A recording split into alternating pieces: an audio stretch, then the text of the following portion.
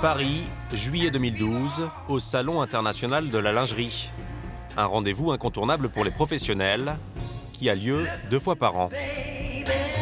Toutes les grandes marques font défiler leurs dernières créations sur les podiums. C'est le moment où les acheteurs des grandes enseignes sélectionnent les modèles qu'ils vont vendre dans leurs magasins. Au cœur de la capitale, dans un showroom privé, se déroule un défilé bien particulier. Derrière ces parures très haut de gamme, se joue l'avenir de centaines de salariés. Les petites mains qui ont fabriqué ces parures Made in France ont défrayé la chronique pendant de longues semaines lors de la dernière campagne présidentielle. Souvenez-vous, ce sont les anciennes ouvrières de Le Jabi. Sans relâche, ces femmes se sont battues pour sauver leur emploi et leur usine. Ce combat, nous l'avons vécu avec elles, de l'intérieur. Des femmes en colère qui ne croient plus aux promesses des patrons. C'est des salauds, c'est tout. C'est merde, c'est des salauds. C'est pour qui il aurait pu se réveiller. C'est con. On nous laisse crever, c'est tout ce qu'on fait maintenant. C'est nous. On a des enfants, on a des femmes, on a des maisons à payer. On perd tout d'un coup, et c'est vraiment midable.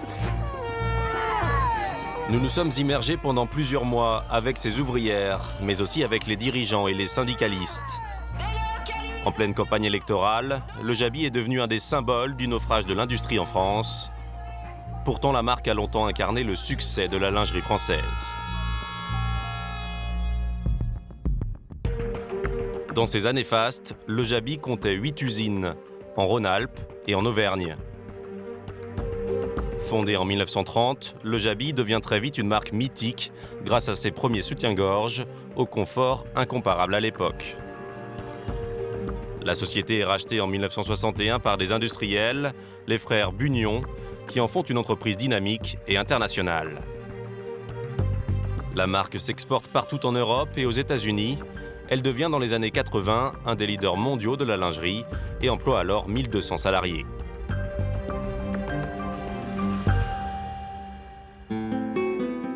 Mais à la mort du PDG Maurice Bunion en 1996, sa famille revend Le Jabi à un fonds de pension américain. Fini le patron paternaliste, les nouveaux dirigeants sont invisibles et gèrent l'entreprise depuis l'autre côté de l'Atlantique, sans se soucier des petites mains qui font la réputation mondiale du Made in France. 7 ans plus tard, ils décident de délocaliser la grande majorité de la production et ferment 4 usines. En 2008, le fonds de pension revend le groupe à des investisseurs autrichiens.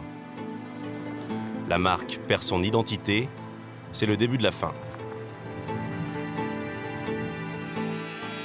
La nouvelle direction annonce un nouveau plan social, 3 usines ferment leurs portes. Près de 400 personnes perdent leur emploi. L'épilogue de toute cette histoire a lieu le 18 janvier 2012 à Lyon.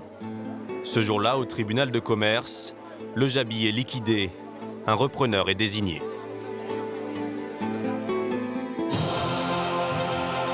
Le tribunal de commerce de Lyon a choisi aujourd'hui le plan de reprise d'Alain Prost, ex-patron de la Perla et de ses associés dans le dossier du fabricant de lingerie Le Jabi. Alain Prost et ses partenaires rachètent la marque pour plus de 4 millions d'euros. D'emblée, le nouveau patron annonce des décisions radicales.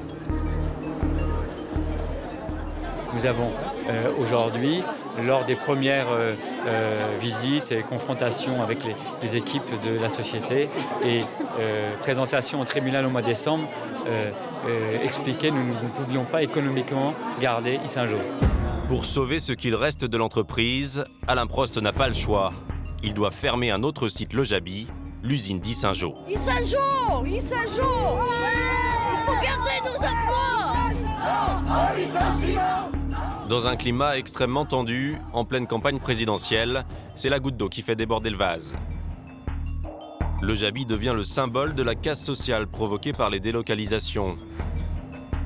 Les médias s'emparent de l'histoire, les couturières occupent l'usine. C'est le début d'un feuilleton social qui va tenir en haleine la France entière pendant plusieurs semaines.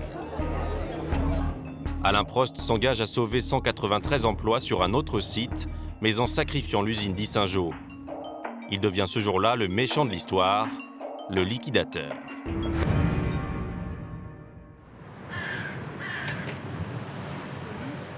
2 semaines après la liquidation du groupe, à Rieux-la-Pape. Alain Prost prend possession des lieux. Les 193 employés attendent ses directives. Il sait bien qu'ici, tout est à reconstruire. C'est ça qui est trop À classique. actualiser, voilà, c'est ce que je lui ai dit. Ça fait un Je peu trouvais trop la bretelle massif, c'est trop pas assez classique. raffiné peut-être. Et, ouais. Première étape, rebaptiser l'entreprise et créer au plus vite une toute nouvelle collection haute couture, 100% made in France. Pour trouver des acheteurs et assurer l'avenir de la société, il doit présenter sa collection dès le mois de juillet au Salon de la lingerie. Dans moins de 6 mois, alors qu'il en faut au moins le double en temps normal. Un objectif quasiment intenable. À ses côtés, pour l'assister, Colette Candela. Avec 40 ans d'ancienneté dans l'entreprise, elle connaît la maison par cœur. Alain Prost lui a confié la direction artistique de la nouvelle marque. Dans notre projet de reprise de la société, nous avions déjà prévu de parler de Maison Le Jabi et lancer la première marque haute couture qui sur le marché, qui sera donc nom de code Le Jabi Couture et qu'on appellera en réalité Maison Le Jabi, corsetterie, bain couture. Et donc cette collection de luxe française sera très importante parce qu'elle montrera qu'on existe, que notre savoir-faire est unique et que cette société a des projets importants et de dimension internationale. Le défi est énorme. Alain Prost récupère une entreprise en lambeaux, des équipes traumatisées par la succession des plans sociaux et une situation financière catastrophique. Cela n'a pourtant pas découragé le nouveau PDG et ses partenaires de se lancer dans cette aventure un peu folle. Et tout cela sans l'aide des banques. Ils investissent leur argent personnel, plusieurs millions d'euros. On s'est retrouvés avec les 3 associés en se disant il y a quelque chose à faire, on ne peut pas laisser cette société disparaître, être liquidée comme on dit. Et donc on a décidé d'investir nos économies personnelles, 25 ans d'économie dans ce projet, pour tenter de la redresser. J'avais toujours au fond de moi ce souhait, ce projet de devenir entrepreneur, donc d'être patron de ma propre société. Et donc pour moi, à 50 ans, ce projet, c'est la réalisation de quelque chose de profond et d'important pour moi depuis de nombreuses années. La réalisation de toute une vie. Issu d'une famille modeste de Saône-et-Loire, Alain Prost affiche un parcours brillant.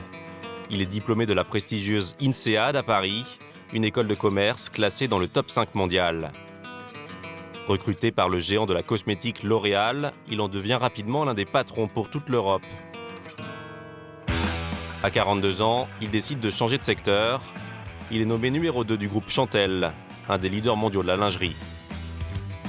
En 2009, l'ascension continue. Il devient PDG de La Perla, une marque italienne de lingerie de luxe, très haut de gamme. 2 ans plus tard, il quitte la société pour se lancer dans un projet personnel, créer sa propre entreprise. Lorsqu'à 50 ans, ce père de 4 enfants reprend le Jabi, il connaît donc le milieu de la lingerie sur le bout des doigts. La nouvelle équipe dirigeante estime que 3 années de travail en profondeur seront nécessaires pour redresser la société. Objectif, un chiffre d'affaires de 40 à 50 millions d'euros en 2015. Mais pour Alain Prost, relancer le Jabi n'est pas seulement un défi financier ou l'accomplissement d'un rêve d'homme d'affaires. C'est aussi une façon de renouer avec son histoire familiale. Mes grands-mères étaient couturières. Oui. Ah oui. Ma famille est d'origine modeste, donc mes grands-parents étaient mineurs en Saône-et-Loire, à côté d'ici. Ma grand-mère couturière, donc moi quand je viens ici, j'ai pas de difficulté à me sentir proche des gens et de vous, parce que ça me vient naturellement et je trouve ça enrichissant. Alain Prost joue la carte de la proximité avec ses nouveaux employés.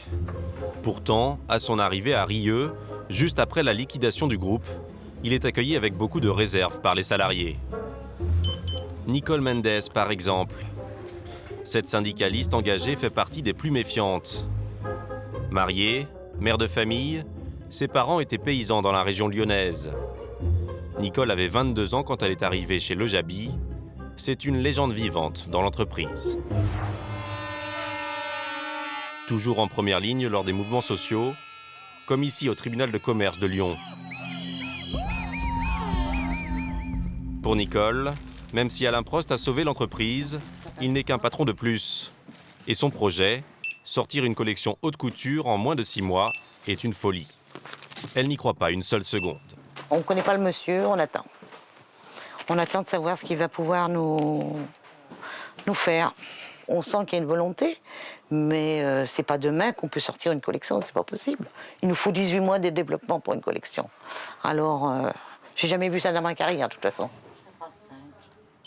Enfin, on souhaite que ça ne soit pas que de belles paroles, parce que déjà, la caisse est trop lourde, déjà, beaucoup trop lourde.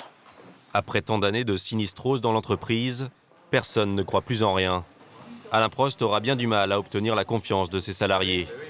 D'autant plus que l'ancienne direction, le fonds de pension autrichien, laisse un souvenir très amer. On n'avait personne. Le patron, on ne savait pas qui c'était, finalement, parce qu'on en avait un là, mais il était dans le bureau à l'entrée, les rideaux fermés, personne ne le connaissait. On l'a vu sortir du bureau, je dirais, au moment des plans sociaux. Voilà. On se pose la question s'ils ne sont pas venus pour faire crever la boutique. Parce que franchement, la manière dont ils ont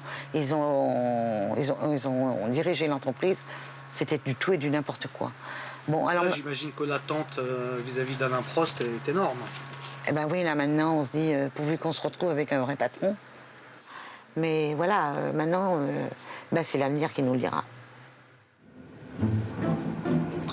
8 h du matin, dans le TGV Paris-Lyon.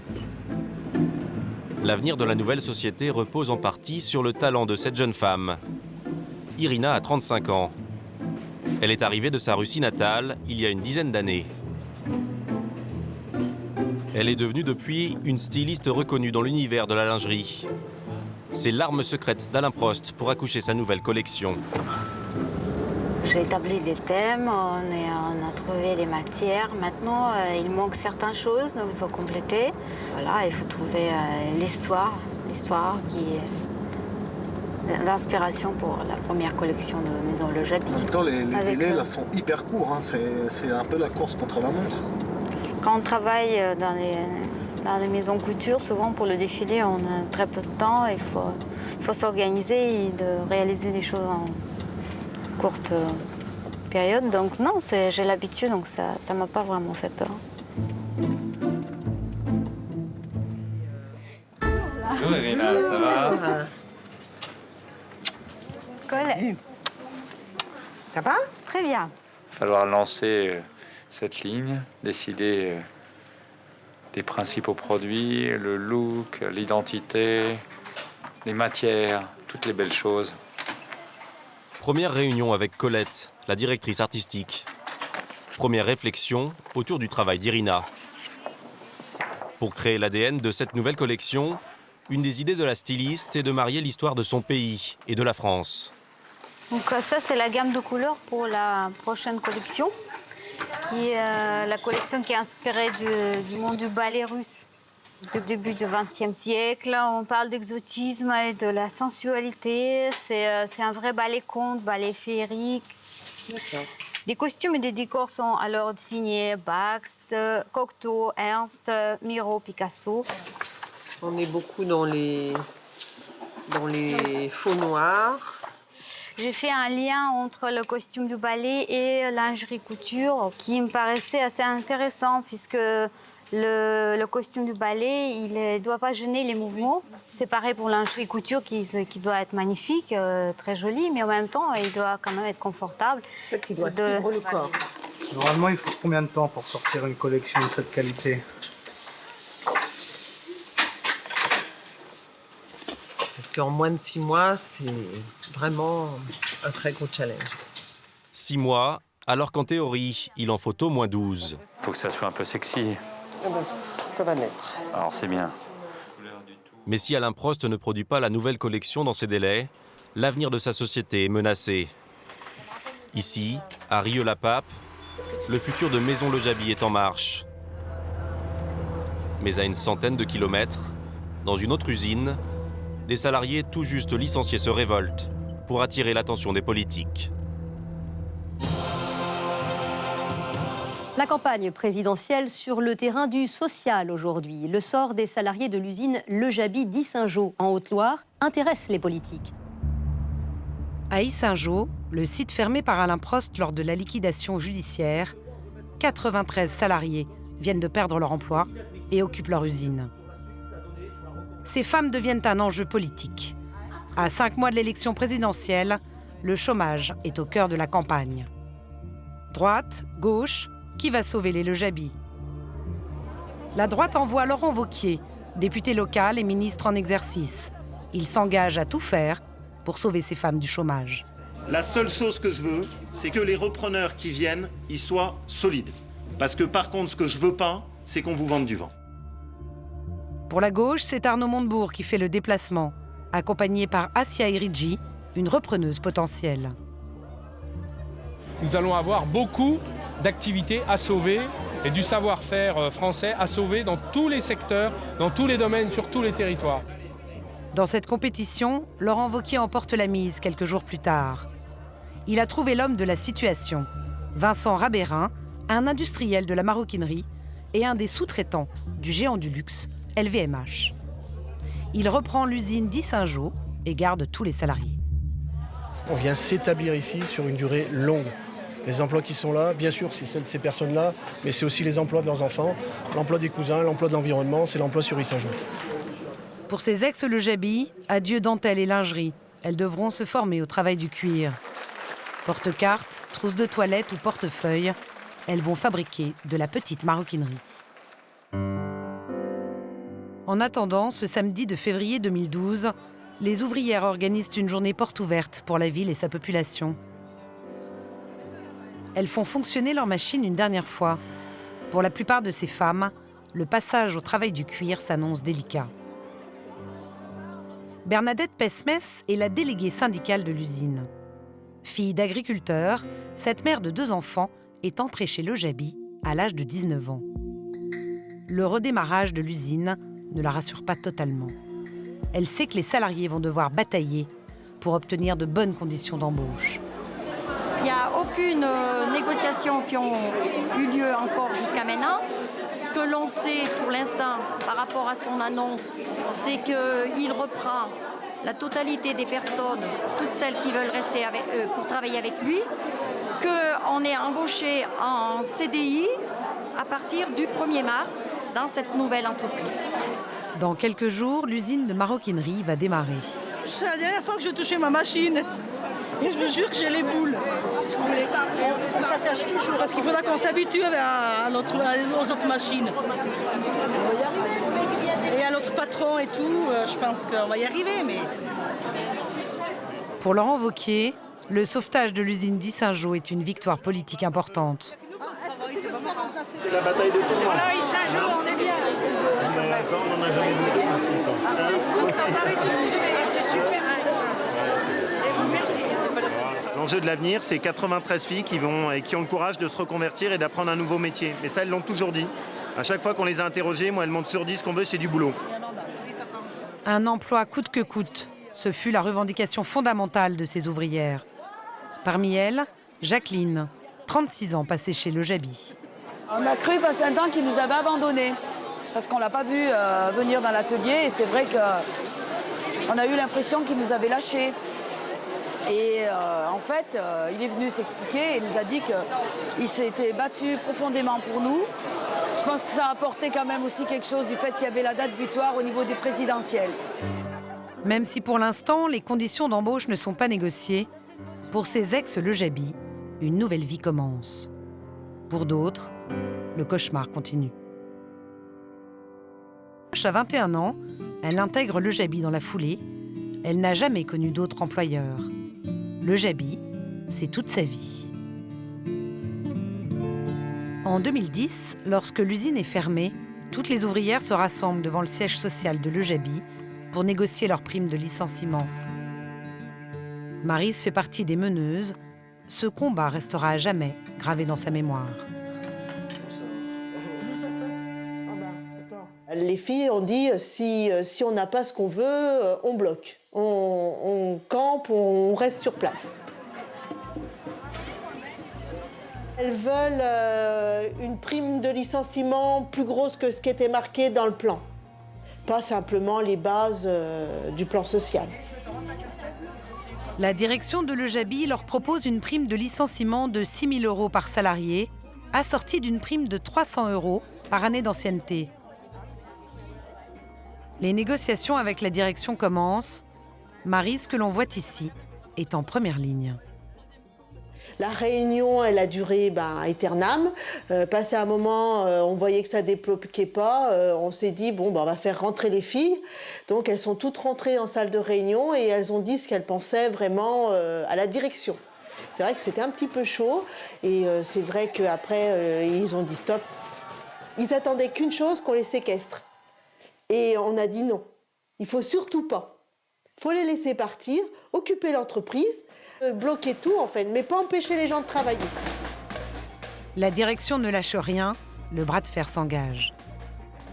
Il y en a qui avaient tout amené, les tentes, les sacs de couchage, les matelas. Elles avaient tout prévu dans leur voiture.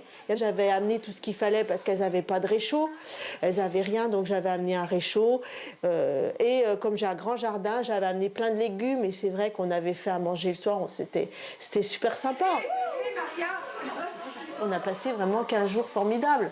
Et il y avait une ambiance, une motivation entre nous. Mais bon, c'est vrai qu'après, ça commençait à peser au bout des 16 jours. 16 jours d'occupation qui, au bout du compte, sont payants. La prime de licenciement atteint 16 000 € par salarié, plus 600 € par année d'ancienneté. Une victoire pour les syndicats. Mais pourtant, 2 ans après, les engagements de l'ancienne direction n'ont jamais été tenus. Les primes de licenciement et d'ancienneté négociées n'ont jamais été versées. En se mettant en faillite, les ex-dirigeants de l'EJABI ont pu échapper au paiement de ces indemnités.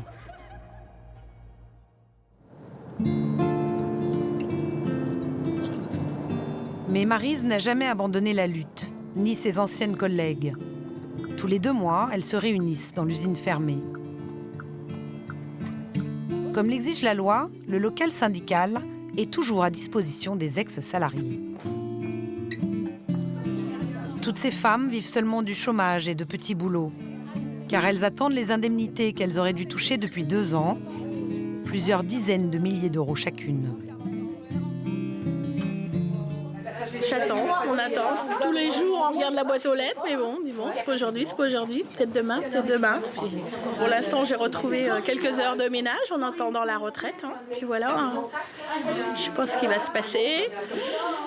Et 40 ans dans une boîte et puis se retrouver comme ça dehors, c'est dur d'y croire, c'est dur d'accepter. Ouais, c'est dur d'accepter. Ils ont profité de nous, c'est du fric, tout le temps du fric. Puis l'ouvrier, c'est de la merde, puis on balaye, puis voilà. Comme Maryse, Marie-Christine était déléguée syndicale de l'usine. Elle a passé 43 ans chez l'EJABI. De son père, ouvrier dans la sidérurgie et responsable CGT, elle a hérité de la fibre syndicale. Marie-Christine est une meneuse, toujours au front. Le combat social est toute sa vie. Il faut qu'on arrête que les entreprises délocalisent. Alors que ça tout va bien. Surtout que ça marche. Et Marie-Christine sait bien que la campagne présidentielle est le bon moment pour faire entendre ses revendications. Il faut en profiter maintenant, parce que c'est électoral. Mais à un moment donné, on a 3 mois, mais il faut qu'on se batte, parce qu'après, on va peut-être nous oublier après. Au-delà de ce qui leur est dû, l'espoir de ces femmes est surtout de voir arriver un repreneur. Il y a encore 2 ans, 88 petites mains travaillaient dans cet atelier fantôme. Mon Dieu. Avant, il y avait du bruit, on rigolait. Il y a le bruit des machines, mais bon. Voilà. C'est bien triste. C'est vrai qu'on a eu passé des moments durs, parce qu'il fallait travailler. Ça n'a pas toujours été facile, mais bon. Quand même, on n'avait pas trop à se plaindre. On était gamine, on avait 17 ans quand on a commencé. Après, on s'est mariés, on a eu nos enfants. Après, il y en a qui ont eu des mamies, on a tout vécu, là. C'est vraiment... Puis on arrosait, quoi. Nos anniversaires, quand il y a une qui était mamie, on arrosait. C'est fou, quoi. Dans 1 mois, Marie-Christine et Maryse vont tenter leur va-tout. Elles veulent obtenir un rendez-vous avec le maire de Bourg-en-Bresse, un proche de François Hollande, pour qu'il les aide à trouver un repreneur. À Rieux-la-Pape, dans l'usine reprise par Alain Prost depuis 2 mois, on continue de fabriquer la première collection haute couture. Je croyais qu'on avait dit qu'on mettait pas ces trucs blancs là. Dans l'urgence. Tous les détails comptent, ça c'est pas beau. Bah. C'est vrai, je suis d'accord. Ne vous inquiétez pas. Les machines tournent à plein régime depuis 3 semaines, sous l'impulsion de Fatia, la chef d'atelier. Est-ce qu'il y a un très haut niveau d'exigence pour cette collection couture ? Oui. Tolérance 0. Tout doit être nickel, tout doit être tolérance 0, c'est-à-dire que la qualité, elle est en très haut niveau. Pour cette collection, Alain Prost a investi près d'1 million d'euros. Les couturières utilisent des matières premières extrêmement nobles, donc très chères. Et vos fournitures, elles ont pu monter, vous avez tout eu les filles. Soie et satin, dentelle et broderie, tout est fabriqué en France et coûte jusqu'à 50 € le mètre. Pour moi, c'est ça. Ah ouais, c'est bien. Le temps de travail pour réaliser chacune de ces précieuses parures atteint plusieurs heures. Environ 45 minutes pour une culotte et au moins le double pour un soutien-gorge. Ici, en fait, il faut le décaler au niveau de la couture Et tu ici. les as à la sortie après. Voilà. Aucun défaut n'est toléré, alors les petites mains font et refont tout le temps. Elles ajustent les pièces dans le moindre détail. Ça, c'est voilà notre fameux binôme. Ça supporterait 2-3 mm de plus. Une collection haut de gamme made in France, c'est le pari que tente Alain Prost pour relancer la société. Une quarantaine de nouvelles pièces qui, dans 4 mois, doivent défiler pendant le salon de la lingerie. Du coup, tu as choisi quoi, Fernande? L'enjeu est énorme pour le nouveau patron. Convaincre les grandes enseignes de distribuer sa marque. 8 semaines seulement après le redémarrage de l'usine, les premiers prototypes sont prêts. Ce n'était pas gagné. Non, elle l'a déjà faite, d'accord. Dans son bureau, Alain Prost a réuni ses collaborateurs, des experts venus pour juger du résultat. Frédéric Loeb conseille les marques françaises les plus prestigieuses dans l'univers du luxe. Marc Van Gelder est un des anciens dirigeants d'Euro et RSCG. Aujourd'hui, il est conseiller stratégique auprès de chefs d'État et de grandes entreprises. Pour l'instant, ce qui m'intéressait, c'est qu'on ait des produits, pour moi, haute couture, donc bien plus sophistiqués et raffinés que ce que le Jabi fait jusqu'à présent. Alors, là, c'est une ligne en soie. Donc, soie élastique plus une dentelle chantilly. Donc, ce modèle s'appelle le grand bal, mélange avec du velours, velours sur les bretelles, velours sur le ruban et sur les nœuds. Par rapport au devant, qui est excessivement soigné, surtout sur les grands balles, je trouve que l'arrière est un peu pauvre. C'est vrai que c'est presque dommage de ne pas enlever ça. Est-ce qu'on ne peut pas l'enlever? Enlever quoi? Le surculotte par-dessus pour voir le string qui est travaillé. S'il vous plaît. Voilà, voilà. c'est pour une petite photo. Le body, comme si c'était un soutien-gorge et un slip. D'ailleurs, le soutien-gorge se continue jusqu'au décolleté. Ouais. Ça baille un tout petit peu là au niveau, c'est ce que je trouve que ça en bougeant. Le challenge de toute cette ligne, après, c'est du travail, beaucoup de travail à la française, la précision des détails, le luxe, etc. Mais il faut que ça fasse léger. La salle est conquise, mais les matières et les couleurs ne sont pas encore totalement arrêtées. Pourtant, c'est aujourd'hui qu'il faut faire les choix définitifs. On a une belle collection commerciale, mais aujourd'hui, elle manque d'impact colorial. On est probablement pour le défilé un petit peu fade, voilà. Voilà, être un peu moins sage. Ok, allez. On passe le bain.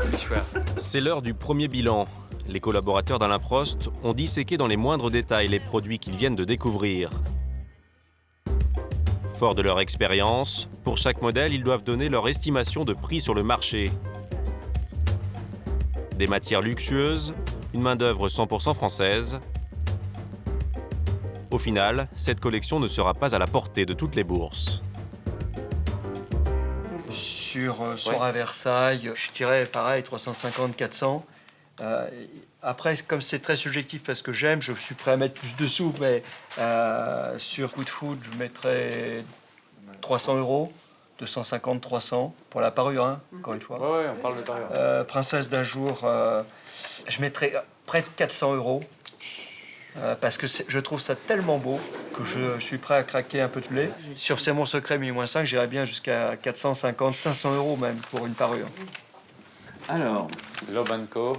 Le premier, 400-450, quoi. Je ne parle pas des grandes pièces qui peuvent, à mon avis, monter jusqu'à 800-900, hein, les baby dolls et autres. Le troisième, ça doit être très cher. Pour moi, c'est 450-500. Et pour les grandes pièces, ça peut dépasser les 1000. OK. On aura des prix élevés de matière, de travail et de main-d'œuvre. Donc, on aura des coûts de...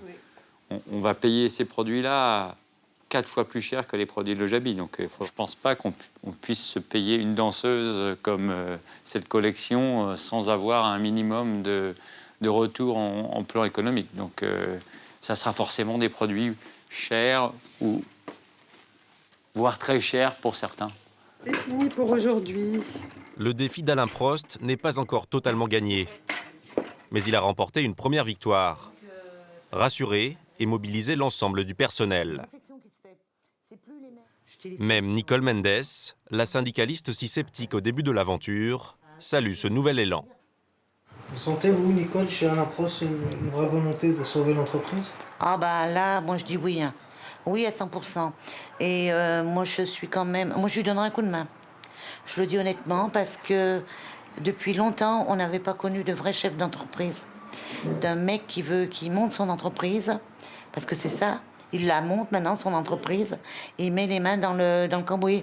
Les petites mécaniciennes, hein, les prototypistes, là, il y avait une ambiance de merde dans le service. Quand il a amené ses produits, mais elles ont été transformées, les filles. Dans l'atelier, le plaisir et la passion semblent en effet de retour. Les modèles et les matières de la nouvelle ligne ont été validés. Est-ce que nous aurons notre taille? Oh zut, alors c'est bon? Bah écoute, si je veux plaire et replaire, c'est très joli. C'est beau, hein? Ouais. Ça a repris de l'allure qu'on connaissait autrefois, vraiment. Il y a un travail qui a été fait très très vite. Vraiment, tout le monde s'y est mis. Hein. J'avoue que je suis bluffée. Mais le succès de la collection ne suffira pas à relancer l'entreprise. À la fin de la journée, quand l'atelier se vide, Alain Prost se retrouve seul pour régler ses problèmes. Afin de payer ses salariés et ses matières premières, il a besoin au plus vite de 5 millions d'euros. Mais Lojabi est un nom sinistré qui effraie les banques et les investisseurs. Les banques, c'est un grand sujet. On a organisé une réunion avec les banques les plus importantes de la place.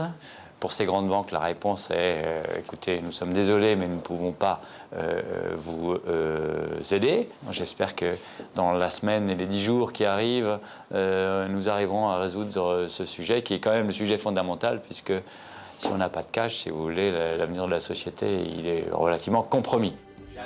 Sa collection doit absolument être un succès pour lui ouvrir à nouveau les portes des banques. Verdict dans quelques semaines.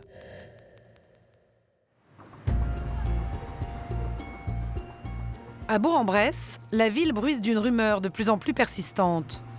Un repreneur serait sur le point d'arriver. Marie-Christine et Maryse savent bien qu'elles doivent profiter de la campagne présidentielle pour faire bouger les choses. Avec l'aide de son mari, Marie-Christine prépare un rendez-vous enfin obtenu avec le maire de la ville. D'abord, on va lui poser la question par rapport aux repreneurs, s'il aurait des infos, et puis s'il aurait des sites à proposer. Vous savez que le maire de Bourg, vous savez qu'il fait partie de l'équipe de François Hollande. Ouais. Hein. Oui. Donc c'est quelqu'un qui a quand même côtoyé le monde Bourg, qui a eu des contacts avec des repreneurs. Bah oui. Il faut que ça soit réglé avant les élections, hein, votre truc. Ah oui, oui. Autrement, vous êtes mal, hein. 3 semaines plus tôt, Laurent Wauquiez avait doublé Arnaud Montebourg et Assia Iridji pour le sauvetage de l'usine d'Issingeaux. Aujourd'hui, les ex-Le Jabi espèrent qu'Assia Iridji sera la repreneuse du site de Bourg-en-Bresse. Les anciennes petites mains ne lâchent rien. Pour mieux se faire entendre par le maire, Marie-Christine et Maryse sont accompagnées de Claude, un responsable syndical. L'enjeu de cette réunion est crucial. Obtenir aide et soutien de Jean-François Debat, un proche du candidat Hollande, pour qu'il pousse à la reprise de leur usine. Écoutez, je vous écoute. Oui, on vient vous rencontrer parce que quand on a eu Saint-Jean, on a eu la surprise de dire qu'il y a eu 9 repreneurs. Il y avait 9 repreneurs qui venaient faire des propositions. Alors, on voulait savoir si vous ne pouviez pas intervenir. Vous savez bien que depuis le début, je suis ça de près. J'ai des contacts aussi. Jusqu'à il y a 15 jours, 10 jours, même 8 jours, c'était une idée. On savait qu'ils étudiaient. Là, aujourd'hui, ils nous ont manifesté de l'intérêt. Au niveau de la collectivité, on va se mobiliser pour. À quel point vous êtes confiant sur une issue positive, monsieur le maire? Aujourd'hui, là, au 22 février, on va dire raisonnablement, 30%. Voilà, c'est peut-être 50%. Moi, je voudrais partir à la retraite. Oui, tranquille. Tranquille. Que mes copines, elles retrouvent du travail, je vais me battre jusqu'au bout pour elles, mais après, je serai contente. Voilà. Merci. Au revoir. Les propos du maire sont encourageants. Rien de définitif, mais de quoi mettre un peu de baume au cœur. De ma vie de militante, ça serait une des plus belles récompenses de ma lutte. Vous êtes remontés comme des pendules, là. On est remontés, là. J'espère que ça va. 3 semaines plus tard, les efforts de Marie-Christine et Maryse vont enfin payer. Ce jour-là, devant l'usine, le maire de la ville n'est pas seul. À ses côtés, Assia Iridji, la repreneuse tant attendue, la sauveuse du site. Elle n'est pas connue du grand public, mais c'est une professionnelle renommée dans l'univers de la lingerie.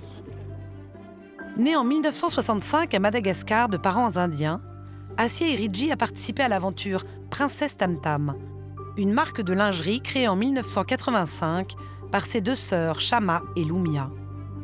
En reprenant le site de Bourg-en-Bresse de Le Jabi, elle se lance dans un nouveau défi, créer sa propre société.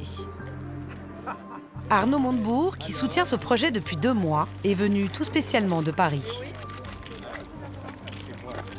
La production, elle va démarrer au mois d'octobre. Cette année. Ah oui. D'accord. Et nous allons également, nous sommes en train d'établir des partenariats avec des marques de haut de gamme qui veulent faire de la lingerie. On va leur apporter notre savoir-faire, on va leur apporter notre industrialisation. Pour aider à relancer l'industrie dans la région, la ville de Bourg-en-Bresse a racheté les murs de l'usine pour l'allouer à Assia Iridji. Le bail est signé, l'aventure Monette, du nom de la future marque, peut commencer officiellement. Merci à tous les élus. Merci tout particulièrement à vous, monsieur le maire, de votre rapidité. Ça fait 3 semaines qu'on a visité ce local. Nous allons enfin pouvoir lancer notre marque, Monette. Longue vie à Monette. Dans quelques temps, Le Jabi tombera et on mettra Monette. Voilà. Quelques jours plus tard, toute l'équipe d'Assia Iridji s'active déjà. Tout reste à faire pour lancer Monette, une marque de luxe qui s'adresse à des femmes quadras, un créneau porteur d'après la créatrice. Selon elle, relancer l'usine de Bourg-en-Bresse était une opportunité unique. Nous avons la chance d'avoir une main-d'œuvre extrêmement qualifiée, avec des femmes qui ont 30 ans d'expérience. Je les ai vues, je les ai côtoyées. Elles maîtrisent parfaitement leur métier. Donc oui, c'est très très précieux. Monette sera une ligne en soie, une matière très difficile à travailler. Alors pour sa fondatrice, cette collection doit être absolument fabriquée en France. Le concept est beaucoup trop délicat et se veut beaucoup trop raffiné pour qu'il soit produit, en tout cas, ailleurs qu'en France. Dans quelques semaines, Assia Iridji recrutera ses couturières. De nouveaux emplois en perspective pour les ex-Le Jabi de Bourg-en-Bresse. Mais toutes ne seront pas reprises. Peu de postes sont à pourvoir.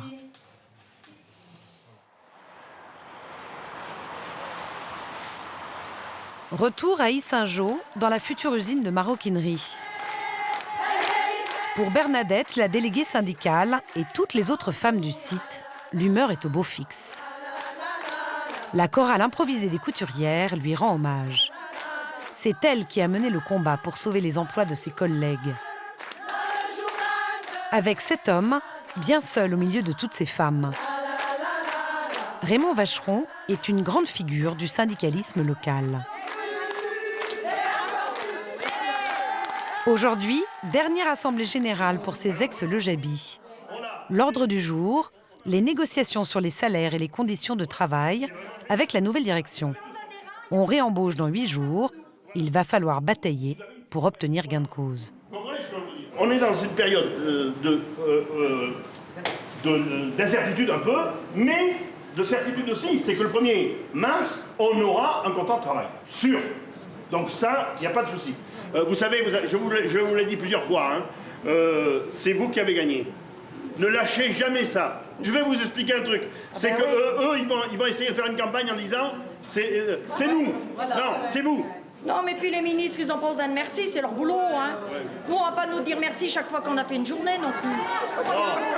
Alors. Bon. Chut, s'il vous plaît. On ne veut pas qu'il y ait une négociation individuelle. Individuellement, après vous ferez ce que vous voulez, mais c'est pour ça qu'on a décidé à l'Assemblée Générale que c'était une décision collective. Parce que sinon, vous allez rentrer, il va vous dire à une, il va dire je t'augmente et à l'autre je te baisse. Et alors, qu'est-ce que c'est la guerre entre nous? On va demander l'ensemble des éléments de votre contrat de travail soient transférés. Et là-dessus, nous, on ne veut pas lâcher. Le peu qu'on a, il faut le garder. Le peu qu'on a, on va le garder. Donc, si vous voulez, on négocie là-dessus. Bon, ça se passe bien. Ça se passe bien, tant mieux, on signe un contrat, en bonne et due forme, on sait faire, c'est fait. Ça se passe mal, on fera durer la négociation. Bon, c'est bon? Allez, on reste là, on va boire et manger. En coulisses, comme un clin d'œil et pour définitivement tourner la page Lejabi, on complote en catimini. Nos 2 délégués, on va les marier, on a décidé, puisqu'ils sont bien battus pour nous. On a une famille, on a les petites filles, nous, maintenant. Regardez, viens vite, mon Raymond, viens vite, mon Raymond, viens vite, voilà, allez, bon, c'est beau, ton futur mari est déjà prêt. Ça te va pas mal, hein? Raymond, tu sais comment on va dire? Ah, mais c'est toi, on y va?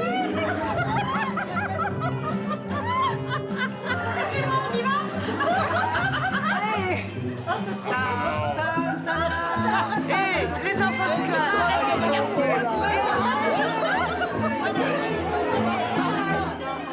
Raymond, voulez-vous prendre pour épouse Bernadette, de l'aimer, de la chérir tout au long de votre vie? Votez à l'Assemblée Générale. Bernadette, voulez-vous prendre pour époux Raymond, de l'aimer, de le chérir tout au long de votre vie? J'ai pas trop envie, mais... Je vais dire oui. Alors, échange des alliances.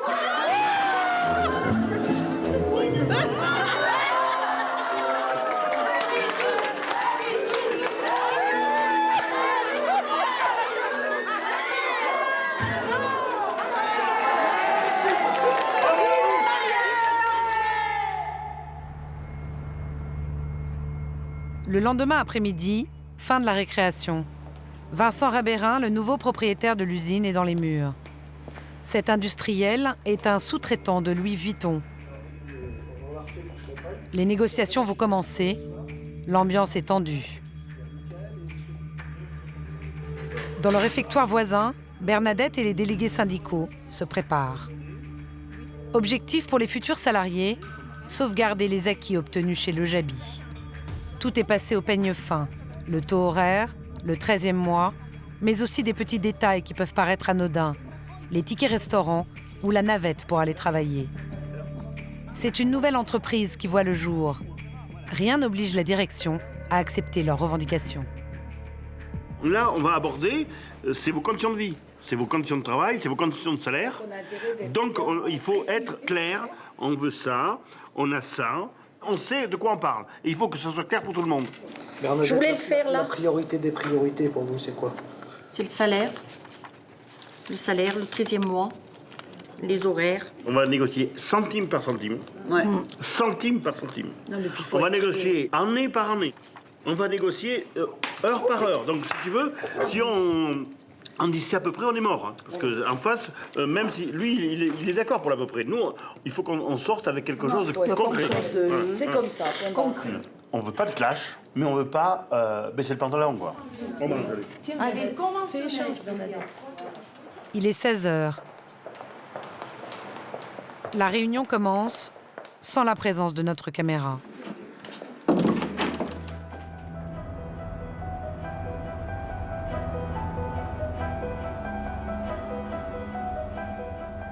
Les discussions sont houleuses et les échanges musclés. Mais les deux parties savent qu'il faut absolument trouver un compromis. L'avenir en dépend, l'usine doit démarrer dans quelques jours. La bataille durera plus de 4 heures avant que les deux camps signent un accord. Bon, voilà, on vient de finir juste là. Raymond Vacheron rend compte à la direction de son syndicat. Bon, en gros, il y a des choses qui sont sorties, qui sont positives. On a gardé le 13e mois. Bon, putain, on s'est battu. On a perdu les tickets restaurants. Bon, voilà. Bon, mais bon, le taux horaire, il n'a pas bougé. Il nous garde tout. Bon, si tu veux, c'est pas mal quand même. Bon, on garde l'essentiel, quoi. C'était quand même raide. Et puis, si tu veux, il avait même mis le paquet, les avocats et tout. Hein. Mais les filles ont été bien. Hein. Les filles ont été bien. Elles ont bien défendu leurs morceaux. On avait préparé la réunion avant. Elles sont bien battues. Allez. On ferme la baraque. Les deux parties ont réussi à s'entendre. Reste pour ces ouvrières, après des années dans la lingerie, à apprendre leur nouveau métier. Le début de leur formation va leur réserver une surprise de taille. Nicolas Sarkozy était en déplacement de campagne aujourd'hui. Il a rendu visite aux anciennes ouvrières de Le Jaby, à Yssingeaux, en Haute-Loire. Une semaine après les négociations entre les salariés et le nouveau patron, Nicolas Sarkozy, président en exercice mais aussi candidat à l'élection présidentielle, a fait le déplacement. Accompagné de Laurent Wauquiez, les sauveurs du site viennent y faire campagne. Depuis une semaine à peine, les ex-Le Jaby, Bernadette en tête, sont en pleine formation de leur nouveau métier, fabriquer de la petite maroquinerie. Il faut le tenir, ça bouge. Hein. Il leur faudra au moins 6 mois pour maîtriser le travail du cuir. Ça se passe pas mal, mais on découvre là. Ça fait une semaine qu'on est là et que ça se passe bien, quoi. Ça se passe pour l'instant, mais on n'est pas rentré encore dans la production, on ne connaît pas tous les postes, on peut pas savoir encore si ça sera un métier qui nous plaît plus que celui qu'on avait avant. Alors, qu'est-ce que vous êtes en train de faire? Voilà. Le produit fini parce que le reste se donne. Vous faites quoi? On va faire une pochette, la voici. Ça, c'est le body. Et vous allez être capable de faire ça après 8 jours? Il y a une différence. Les apprennent très vite. Bernadette est une vieille connaissance de Nicolas Sarkozy. À l'annonce de la reprise de l'usine, une délégation emmenée par la syndicaliste avait été reçue à l'Élysée. Devant la presse, elle avait tenu à s'indigner contre toute récupération politique. Une déclaration peu appréciée par l'Élysée.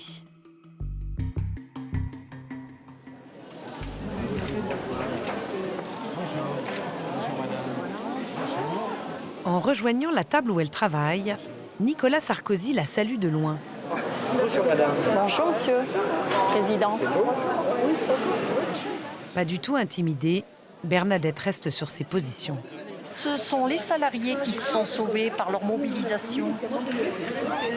M. Sarkozy, il était élu pour un mandat et au moment où il y a eu la présentation de la nouvelle activité, il était le président et on estime que s'il avait quelque chose à faire pendant son mandat, son travail, c'était son travail. comme nous, on fait notre travail tous les jours. Après 45 minutes, fin de la visite présidentielle. 6 mois plus tard, le pari de la reconversion de ces couturières est un succès. Porte-cartes, trousses de toilette ou portefeuilles sont fabriqués quotidiennement dans l'usine. 15 personnes ont même été embauchées depuis la fin de notre tournage. Bonjour à toutes et à tous. Je suis très content de vous voir tous ensemble. À Rieux-la-Pape, Alain Prost n'a toujours pas obtenu de financement des banques. Pourtant, dans sa nouvelle usine, c'est jour de fête. 2 semaines avant le défilé qui devrait couronner sa première collection, il a rassemblé tout le personnel dans le réfectoire de l'usine pour un événement surprise. Le redémarrage, le relancement de Maison Le Jaby avance. L'année 2012, je vous avais dit que ça serait une année difficile. C'est une année difficile, il n'y a pas de miracle. Et donc, aujourd'hui, vous allez voir le premier résultat. Colette vous a préparé une présentation en avant-première de notre nouvelle collection Maison Le Jaby Couture.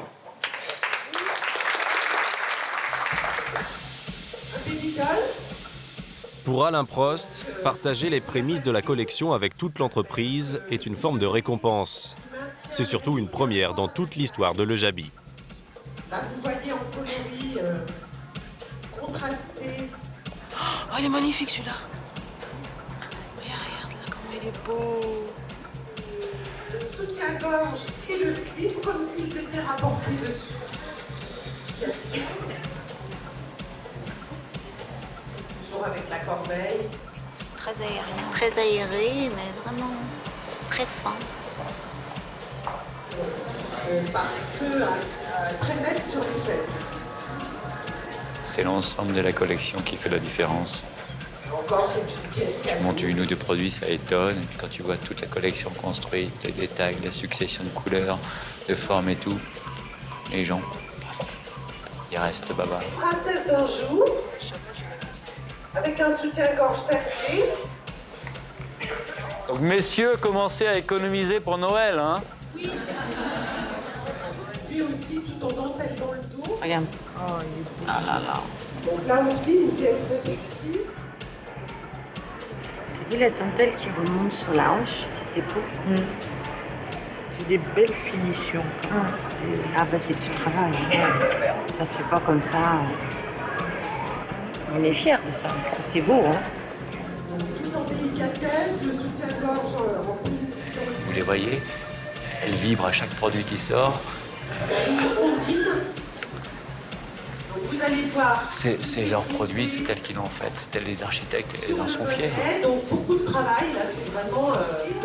C'est important pour vous, cette initiative? Faire partager ce moment avec l'ensemble du personnel? Oui, tout à fait. C'est un lycée qui est confectionné à la machine. On vous sent très ému. La même ligne ondine, mais en imprimé. Oui. Avec l'émotion, ça fait partie de la Maison Le Jaby. C'est la passion qui vous anime. De style de foulard. Ouais. La passion des gens aussi. Tout à fait. C'est ça aussi qui est beau quand on est entrepreneur. On peut réaliser des choses qu'on avait envie de faire depuis longtemps.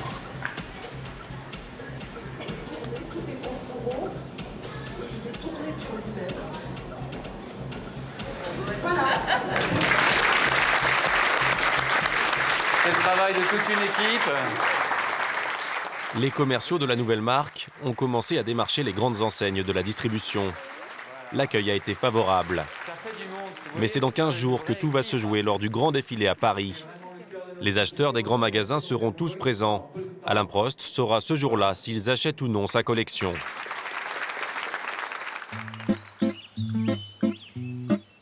À Bourg-en-Bresse, Maryse se rend dans la nouvelle usine Monette, reprise par Assia Irigi. Les entretiens d'embauche ont eu lieu. Beaucoup de candidates, pour une quinzaine de postes seulement dans un premier temps. Elles seront toutes payées au SMIC. Mina et Françoise Nivoret sont chargées du recrutement. Françoise est une ex-Le Jaby. Elle y a travaillé 25 ans. Elle connaît toutes les filles.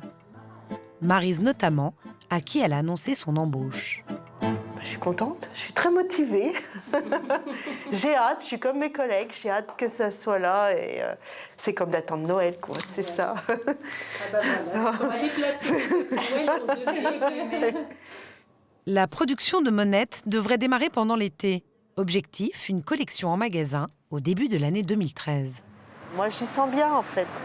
On repart avec notre salaire qu'on avait à Le Jabi. C'est vrai que c'était pas un gros salaire, mais on avait le 13e mois, donc ils nous l'intègrent dedans et c'est vrai que c'est un plus pour nous. C'est la fin de 2 ans de chômage pour Maryse. Le bout du tunnel, enfin. Comme pour Julia et Valérie, qui sauront aussi de l'aventure Monette. À L3, ces couturières cumulent 54 ans de Le Jabi. Ce jour-là, elles se retrouvent chez Maryse pour évoquer l'avenir. Le Jabi m'avait vraiment déstabilisée. Et moi, j'avais dit fini, l'usine, la lingerie, fini. Donc au début, qu'elle m'a contactée, je laissais une porte ouverte, mais sans plus. Et puis elle m'a rappelé plusieurs fois et ça a fait du chemin dans ma tête. Et maintenant, je me dis, ça va être autre chose. Si on nous appelle, c'est que voilà, on a des compétences, on les apprécie, on les reconnaît et quelque part, on se dit, si, ça sera. C'est valorisant d'être reconnu. On va déjà laisser démarrer, voir comment ça. Preuve, hein. Voilà. Il faut qu'on fasse preuve quand même. Et puis monter une bonne équipe pour que ça démarre bien et que ça glisse tout seul après, voilà. Maryse vient de retrouver un emploi, mais elle reste traumatisée par 2 ans de chômage. Depuis la fermeture de l'usine et son licenciement, elle a toujours eu en tête un projet personnel qui lui tient à cœur. Ouvrir un petit atelier de couture chez elle. Quelques heures plus tard, dans la future usine Monette. Alors 140 Monsieur Moustache et 140 €, adjugé au numéro 15. 160. Une vente aux enchères un peu spéciale a lieu. Une bonne centaine de machines qui appartenaient à Le Jabi sont mises en vente. Maryse voudrait en acquérir au moins 2 pour son futur atelier personnel. Son budget est de 300 €. Là, t'as le top. Ah ouais, j'ai le top. C'est quoi l'idée, Maryse? Vous anticipez le pire ou quoi? Moi, j'aime bien les portes de sortie. Mais j'ai toujours monté mon projet que j'avais envie de faire. C'était la retouche ou faire de la couture sur mesure. Ou s'il y a des gens qui me demandent, je le ferai. Je le ferai à côté de mon travail. Françoise Névoret est là aussi. Elle représente la marque Monette et elle espère remporter une bonne partie des lots. Des machines qui serviront au redémarrage de l'usine. On a repéré déjà les machines qui seraient susceptibles de nous intéresser, donc à voir maintenant les mises à prix. Il y en a combien? J'en ai une 60aine à peu près. Numéro suivant. Numéro 59. Numéro 59, à 20 € si l'on veut. 20, preneur. Dans la salle, une vingtaine d'acheteurs. Tout le monde se connaît. Monsieur en lunettes. Il n'y a là que des professionnels de la région. 70, 80. Très vite, Françoise enchaîne les achats. 100, 120, 140, 160. Pas vous, madame. 180. 180, c'est bien vu, je juge. Jugez à la dame. Acheteur. C'est bien. Numéro 67. Nous vendons un sac 3 points. Arrive le numéro 67. C'est la machine qui fait rêver Maryse. 50 preneurs, madame. Perce 50, 60, 60, 70. 70 le rayé. Perce de couvre-blancheur de 70 €, c'est bien vu. 70, 80, 100. 100, Visiblement, elle intéresse Françoise aussi. 160, madame Noire. Non. Mais par amitié, elle va passer la main. Adjugé à madame. Ouais, je suis bien contente. Je l'ai eu à 160, c'est bien. Vous êtes resté dans votre budget initialement? Ouais. Une autre 80, donc ça fait... c'est bon. C'est 260, c'est bien. Ça me fait une totale de 260, c'est bon. C'est bon, j'ai ce que je veux, ça va. Le rouge. Pour Françoise, la récolte est moins bonne. Une dizaine de machines seulement. 160. Reste le mobilier de toute l'usine, vendu en un seul lot. L'intégralité du mobilier de bureau qui se trouve le long du mur. Les étagères, les bureaux, les caissons et les étagères qui sont en face de vous là. 60, 80, 100, 120. Non, 120 madame. Adjugé à madame 42, 120. C'est Françoise qui rafle la mise. 120 € pour tout le mobilier. Une très bonne affaire. Vous allez pouvoir laisser tout ça ici, François? Oui, on va pouvoir. On s'est arrangé avec le propriétaire, il n'y a pas de souci, donc c'est OK, super. Oui, machine, mobilier, oui, tout à fait. Dans quelques jours, de gros travaux vont commencer dans l'usine. Des fenêtres notamment vont être percées tout le long du mur. Une demande des salariés est restée vaine pendant toutes les années Le Jabi. L'histoire Monette est en marche. Quelques semaines plus tard, l'usine a redémarré. Mais sans Maryse, touchée par la maladie, peu de temps après sa promesse d'embauche. Ce matin-là, avec sa vieille complice Marie-Christine, partie à la retraite, C'est plus du rose. elles rendent visite à leurs amis. À l'usine, les travaux sont terminés. Il ne manque plus que l'enseigne Monette. Et comme prévu, les fenêtres ont été ouvertes. Sylvie, là. Oui, il y a Sylvie. Elle ne nous voit pas. C'est bien, ça. Oh là là. Valérie. La Valérie. Anémone. Anémone.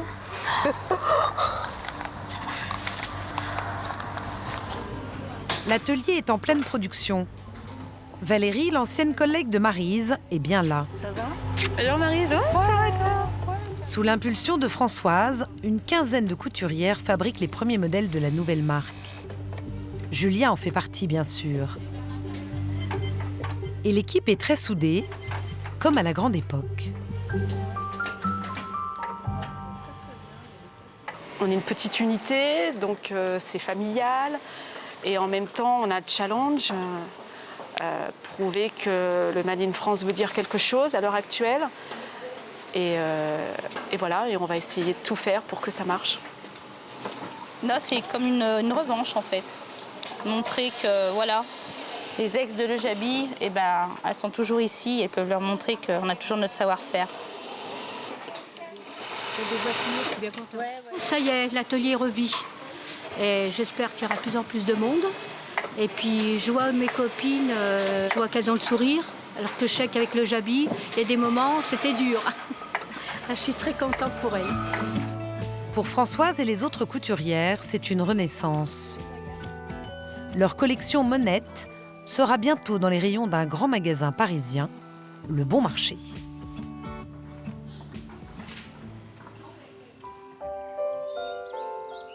Maryse, elle, construit son avenir ici, dans le grenier de sa maison.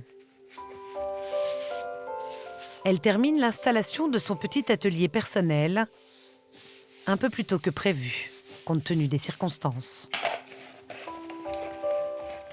Qu'est-ce que vous allez ressentir quand le bruit de ces machines va résonner à nouveau? De la joie. Ça va faire du bien, de la joie. Rien que d'entendre quand elles vont se mettre en route, quand on va pouvoir mettre des choses dessous, on a l'impression de leur redonner vie. Ça va faire du bien moralement et du bien au cœur. Moi j'en ai besoin, ça fait 2 ans que je travaille plus à cause de Le Jabi, donc voilà, maintenant j'en ai besoin moralement, j'en ai besoin.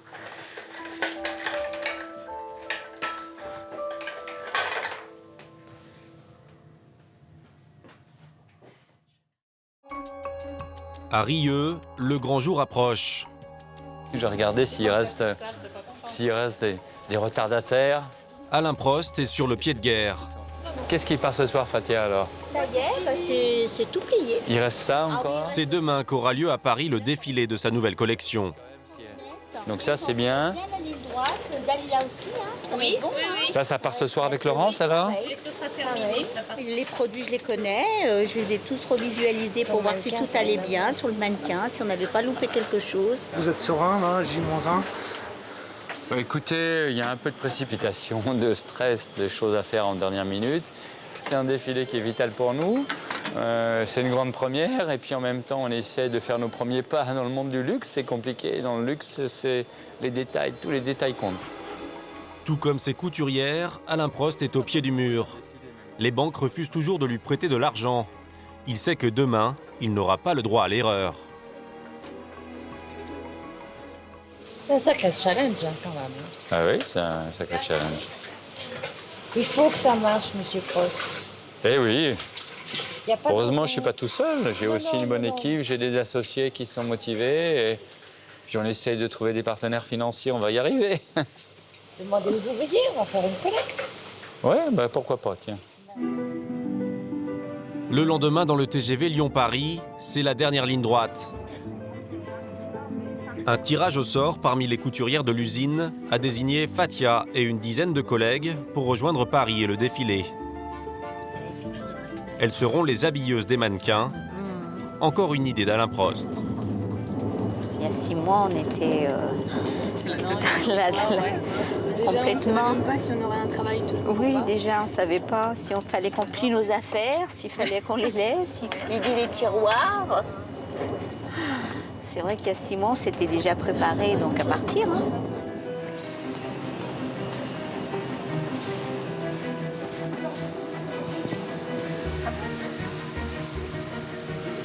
Et on essaierait comme des sardines dans une boîte. Oh là là. C'est non loin des Champs-Élysées, place de la Concorde, que se termine le voyage. On n'a perdu personne, non? Le tout nouveau showroom de Maison Le Jaby se trouve ici, à côté du mythique restaurant Maxim's. Bonjour, ça va? Oui, Alain Prost en personne est là pour accueillir ses petites mains. Attention, c'est un grand moment de l'histoire de cette société. Comme moi, vous allez avoir un petit badge, un plus petit. Vous faites partie de la maison Le Jaby. Couture. Merci. Voilà. On dirait un général qui décore ses troupes. Exactement, exactement. Parce qu'elle le mérite bien, voilà. Maréchal des logis, Colette.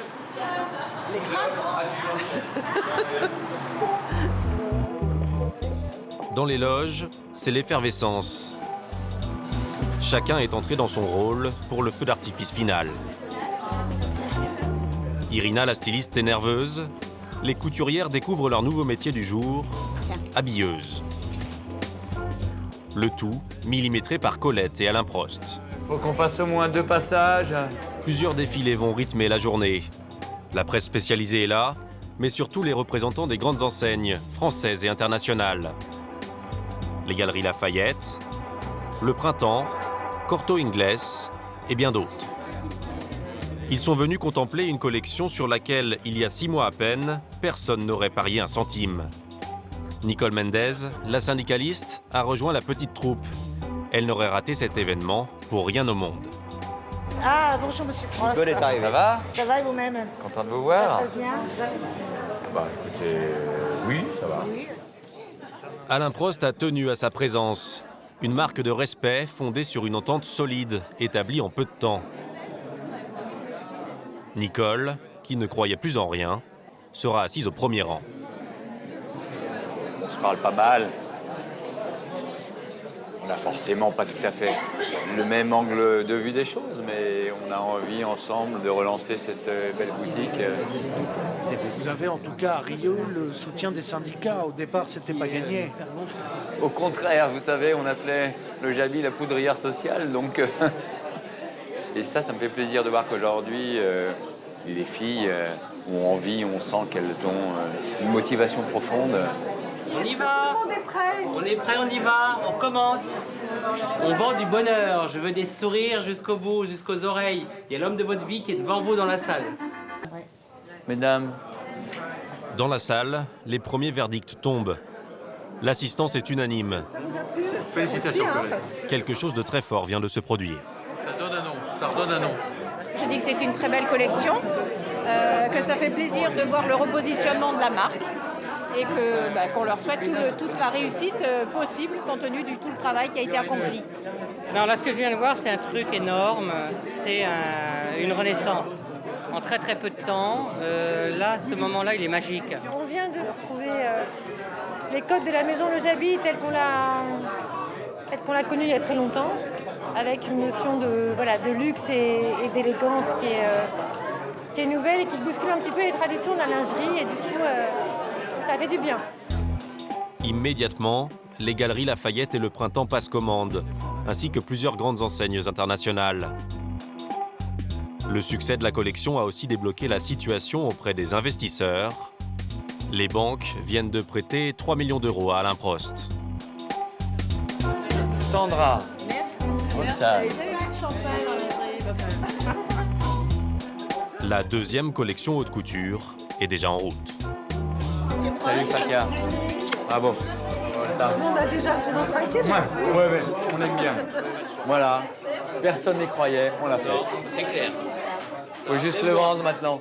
Allez, à vous tous.